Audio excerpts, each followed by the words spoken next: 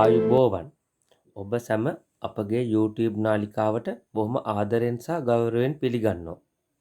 අප දැන් සූදානම් වන්නේ 2026 වර්ෂයේ ජනවාරි මාසය මේෂ ලග්නයෙන් උපන් ඔබට කොහොමද කියා පුරෝකථනය කර බලන්නයි. අපගේ YouTube නාලිකාව subscribe කිරීමෙන් ඔබට මෙවැනි වීඩියෝස් ඉතාම පහසුවෙන් නැරඹීමේ හැකියාව ලැබෙනවා. දැන් අපි බලමු ජනවාරි මාසයේ ආරම්භයේ මේෂ ලග්නයේ තත්කාල කේන්ද්‍රය කෙසේද කියා. මාසයේ ආරම්භයේදී චන්ද්‍ර ග්‍රහයා සහ වක්‍ර වූ යුරේනස් ග්‍රහයා දෙවෙනි භාවයේ සිටිනවා. ගුරු ග්‍රහයා වක්‍රව තුන්වෙනි භාවයේ ගමන් කරනවා. කේතු ග්‍රහයා පස්වන භාවයේ ගමන් කරනවා. බුධ, සිකුරු, රවි, කුජ යන ග්‍රහයෝ සිව් දෙනා සංයෝග වෙමින් සිව්වන භාවයේ ගමන් කරනවා. රාහු ග්‍රහයා 11 වන භාවයේ ගමන් කරනවා. නෙප්චූන් සහ ශනි ග්‍රහයා 12 වෙනි භාවයේ ගමන් කරනවා. ඉතින් මෙම ග්‍රහ පිහිටීම අනුව මේෂ ලග්නයෙන් උපන් ඔබට ධනය උපයන මාර්ග අසාමාන්‍ය වෙන්න පුළුවන් මේ මාසෙදී.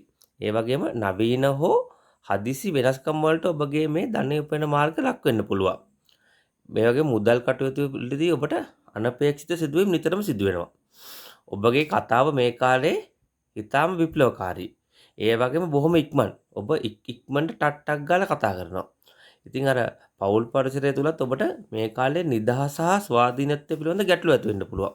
මේෂ ලග්න හිමියන් කොහොමත් හරි ස්වාධීන කට්ටිය, තමන්ගේ තනිමතේ ඉන්න කට්ටිය, නිදහස බොහොම භුක්ති විඳින කැමති කට්ටිය.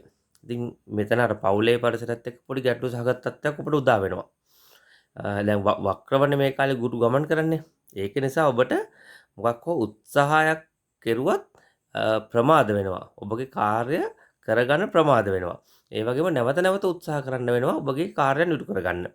ඒ වගේම සංවේදන කටයුතුත් ප්‍රමාද වෙන්න පුළුවන්. ඒක ලිඛිතව කළත් වාචිකව කළත් ප්‍රමාදයක් නැති වෙනවා. සහෝදර සහෝදර සම්බන්ධ බැලුවොත් එයාලත් එක්කත් පොඩ්ඩක් ගනුදෙනු කරන්න කවුල් සහගතයි.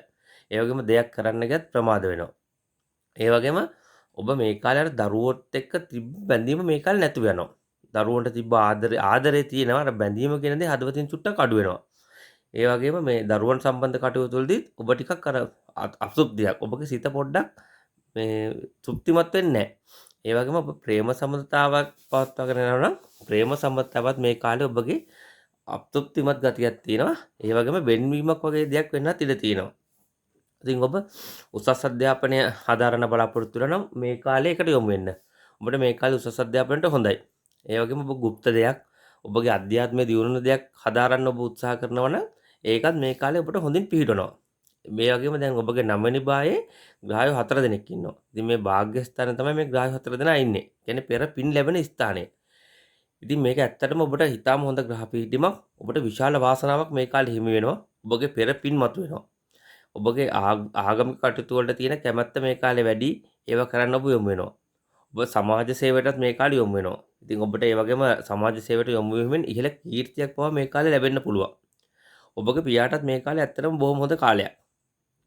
ඒ වගේම ඔබගේ මේ උද්‍යෝගය මේ කාලේ ගොඩක් තියෙනවා. ඔබ හරිම උද්‍යෝගිමත් වැඩ කරන්න. අර කම්මැලි ගතිය අඩුයි ඔබගේ මේ කාලේ.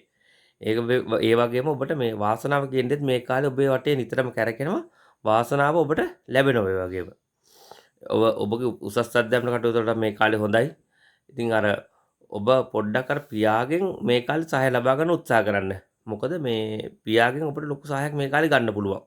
ඔබගේ ගුරුවරු පවා මේ කාලේ ඔබට සහයෝගය දක්වනවා. වෙනදාට වැඩිය හොඳින් ඔබට ශිල්ප ශාස්ත්‍ර දෙනවා. ගුරුවරු සමග තියෙන සම්බන්ධයත් මේ කාලේ හොඳයි. ඒ වගේම ඔබගේ ආදායම් පැත්ත බැලුවොත් මේ කාලේ ඔබට බහුවිධ ආදායම් මාර්ග ලැබෙනවා. ඔබ බිස්නස් එකක් කරනවා නම් ඒකේ විවිධ එකම රාමුවකට කොටු වෙලා නැහැ ඔබගේ මේ ආදායම් මාර්ග. විවිධ විදිහට යොමු වෙලා තියෙන්නේ. ඔබ විශේෂයෙන්ම නවීන තාක්ෂණය ඔබගේ ව්‍යාපාර වලට යොමු කරගන්න. ඔබ කලින් ඔය මුදල් අත්පිට මුදලට ගනුදෙනු කරා නම් ඔබ මේ කාලේ ක්‍රෙඩිට් කාඩ් පතක්, ATM කාඩ් පතක් මාර්ගයෙන් ගනුදෙනු කරන්නට හුරු වෙන්න. මොකද නවීන තාක්ෂණ ඔබට වාසි සහගත තැන් තියෙනවා. ඒ වගේම ඔබට මේ සමාජය හරහා කරන කටයුතු වලත් මේ කාලේ වාසි මුදල් ලබා ගන්න පුළුවන්. ඔබගේ මිතුරු ඇසුරත් මේ කාලේ පුළුල් වෙනවා. ඔබට ලැබෙන්නේ බොහොම මේ අසාමාන්‍ය මිතුරෝ, බලවත් මිතුරෝ. يعني ඉහළ තැන්වල ඉන්න මිතුරෝ තමයි මේ කාලේ ඔබට ලැබෙන්නේ. ඒ වගේම ඔබගේ බලාපොරොත්තුවේ මිතුරන් මාර්ගයෙන් ඔබට බොහොම ලේසියෙන් සහ පහසුවෙන් ඉෂ්ට කර ගැනීමේ හැකියාව තියෙනවා. ඔබට චුට්ටක් මේ කාලේ වියදම් පාලනය කරන්න උත්සාහ කරන්න. වියදම් වැඩි වෙන ගතියක් තියෙනවා. හැබැයි මේ වියදම් ඔබට පාලනය කරගන්න පුළුවන්.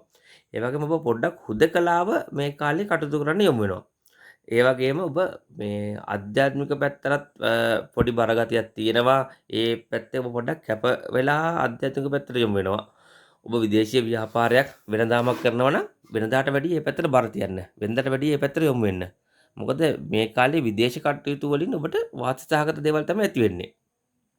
ඒ වගේම ඔබට සතුරු ඇති වෙනවා මේ කාලේ. හැබැයි මේ සතුරු එලිපිට එන සතුරු නන් නෙමෙයි. ඔබවත් දන්නේ නැහැ මේගොල්ලෝ ඔබට සතුරුකම් කරනවාද කියලා. කියන්නේ රහත් සතුරු තමයි ඔබට මේ කාලේ ලැබෙන්නේ. ඉතින් ඔබ වියදම් කරද්දී චුට්ටක් පරිස්සමින් කරන්න. මොකද මේ ඔබට වියදම් කරද්දී යම්කිසි අවිනිශ්චිතතාවයක් ඇති වෙන්න පුළුවන්. ඒ අවිනිශ්චිතතාවය හරහා ඔබ මුලාවටපත් වෙන්න පුළුවන්. ඉතින් හොඳම දේ ඔබ චුට්ටක් ආධ්‍යාත්මික පැත්තට බර වෙන එක. දැන් මේ මාසේ ඔහොම ගෙවෙලා යද්දී අර 9 වෙනි ස්ථානයේ සිට ග්‍රහයෝ 4 දෙනා 10 වෙනිට මාරු වෙනවා. ජනවාරි 13 වෙනිදා සිකුරු ග්‍රහයාද, ජනවාරි 14 වෙනිදා රවි ග්‍රහයාද, ජනවාරි 16 වෙනිදා කුජ ග්‍රහයා, ජනවාරි 17 වෙනිදා බුධ ග්‍රහයා. මේ ග්‍රහයෝ 4 දෙනා ඔබගේ 10 වෙනිද වන මකර රාශියට පැමිණෙනවා. ඔබගේ මේ කර්මස්ථානයේ තමයි මේ ග්‍රහ සංයෝගය පැමිණෙන්නේ. එවිට මේ ජනවාරි 20න් පස්සේ කියන්නේ ජනවාරි 17න් 18න් පස්සේ වගේ ඔබට මේ පලාපලය චුට්ටක් වෙනස් වෙනවා.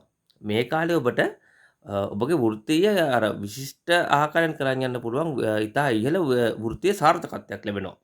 ඒ වගේම මේ සමාජයෙන්ුත් ඔබට ඒ සඳහා සහාය හම්බ වෙනවා. ඒ වගේම ඔබගේ වෘත්තීය ජීවිතේ ඔබට ඉදිරි ගමනක් යන්න තියෙනවා නම් ඔබ ඒකට මුල් අඩිය තියන්න ඒ කටයුතු සාර්ථක කරගන්න පුළුවන්. ඒ වගේම ඔබ වෘත්තියේදී රැකියාවේදී ඔබ බොහොම තීරණාත්මක තීන්දුව ගන්නවා. හැබැයි ඒවා ගන්න බොහොම නිර්භීතව.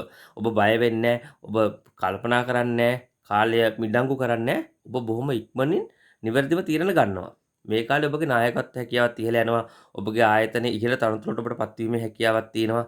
ඒ වගේම ඔබ හමුදාව, පොලිසිය, ඉංජිනේරු ක්ෂේත්‍රය හෝ දේපළ වෙළඳාම් ක්ෂේත්‍රය වගේ නිල යනවා නම් මේ කාලේ ඔබට බොහොම හොඳයි. ඔබ ශල්‍ය වෛද්‍යවරයෙක් නම් මේ කාලේ ඔබට වෙනදාට වඩා බොහොම යහපත් කාලයක්. ඉතින් ඔබට වෘත්තීය ඉහළ ගෞරව ප්‍රසිද්ධිය කියන දේවල් නිකම්ම මේ කාලේ ළඟා වෙනවා. රාජ්‍ය නිලධාරියෙක් නම් ඔබට උසස් වීම ලැබෙනවා. ඔබට ඔබ ගැන මේ කාලේ විශාල ආත්ම විශ්වාසයක් තියෙනවා. ඔබට ඔබ ගැන තියෙන මම හරි මට හරි දේ කරන්න පුළුවන් කියන විශ්වාසය තියෙනවා. ඔබ ඒ වගේම කරනවා. ඒ වගේම ඔබට මේ කාලේ අධිකාරිය බලය කියන දේත් හම්බ වෙනවා. අර ඔබගේ බුද්ධියත් වර්ධනය වෙනවා. ඔබ බොහොම විචක්ෂණශීලීව තමයි කටයුතු කරන්නේ. ඉතින් ඔබ මේ කාලේ මේ බොහොම විශ්ලේෂණාත්මක තමයි තීරණ ගන්නෙ. හොඳට කල්පනා කරලා බලලා එහෙම තීන්දුව తీරන ගැනීම හැකියාවක් ඔබට එහෙම මොලයක් මේ කාලේ එනවා. ඒ වගේම ඔබට රැකියාවේදී හැමෝම ඔබ ප්‍රියමනාප පුද්ගලයෙක් විදිහට සැලකනවා. ඔබ වෙනදාටත් වැඩිය බොහොම ප්‍රියමනාප වෙනවා. ඒ වගේම ඔබ ඔය සංගීතය, රංගනය වගේ ක්ෂේත්‍රයක නිලනවා නම් මේ කාලේ ඔබටත් බොහොම හොඳ කාලයක්. ඒ වගේම ඔබ මේ කාලේ බොහොම සුඛෝපභෝගී භාණ්ඩ පාවිච්චි කරනවා. සුඛෝපභෝගී ජීවිතයකට යොමු වෙන කාලයක් තමයි මේක. ඒ වගේම ඔබ මූල්‍යාංශයේ රැකියාවක් කරනවා නම් ඒ වගේනුත් ඔබට බොහොම වාසි, බොහොම ලාභ ලැබෙන කාලයක්. අපේ පලාපල විග්‍රහය අනුව ඉතින් ඔබගේ මේ ජනවාරි මාසයේ ඔබගේ දුර්වලතා හඳුනාගෙන ඒවා මැඩපවත්වාගෙන ඔබගේ අවස්ථාවන් හඳුනාගෙන ඒව ඔබ ප්‍රයෝජනට ගන්න. එහෙම කළොත් ඔබට මේ ජනවාරි මාසය බොහොම සාර්ථකව ගත කරන්න පුළුවන්. අපගේ නාලිකාව සබස්ක්‍රයිබ් කිරීමෙන් ඔබට ඉදිරියේදීත් මෙවැනි වීඩියෝස් අප YouTube ජාලයට මුදා හැරිය සැනින්ම නැරඹීමේ හැකියාව ලැබෙනවා.